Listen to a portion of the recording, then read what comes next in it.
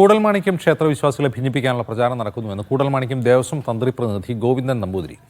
ക്ഷേത്രത്തിൽ ജാതി വിവേചനമുണ്ടെന്ന് വരുത്തി തീർക്കാൻ തൽപരകക്ഷികൾ പ്രചാരണം നടത്തുകയാണ്. 5 വർഷമായി കഴകപ്രവൃത്തി ചെയ്തിരുന്നയാളെ നോട്ടീസ് കാലാവധി പോലും നൽകാതെ പിരിച്ചുവിട്ട ഭരണസമിതിയുടെ നടപടി അംഗീകരിക്കാനാവില്ല. ആരാധനാ സ്വാതന്ത്ര്യം, ആചാരാനുഷ്ഠാനങ്ങളുടെ സംരക്ഷണം എന്നിവയ്ക്ക് വേണ്ടി നിയമ നടപടി സ്വീകരിക്കുമെന്നും ഗോവിന്ദൻ നമ്പൂതിരി വാർത്താക്കുറിപ്പിൽ അറിയിച്ചു. കെ അഖിൽ വിവരണവുമായി ചേരുന്നു. അഖിൽ, എന്താണ് ഇദ്ദേഹം പറയുന്നത്?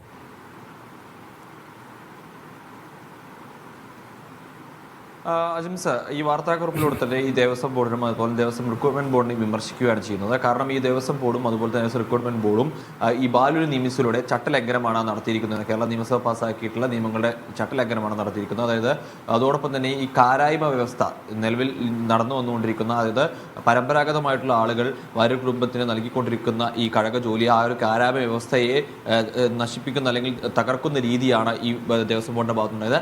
അതിനെ എതിർക്കുകയാണ് തങ്ങൾ ചെയ്തത്. അതിനെ ഇപ്പോൾ ഈ ഇത്തരത്തിൽ ജാതി വിവേചനമായി ചിത്രീകരിക്കാനുള്ള ശ്രമം നടക്കുന്നു എന്നുള്ളത് തന്നെയാണ് അവർ പറയുന്നത്.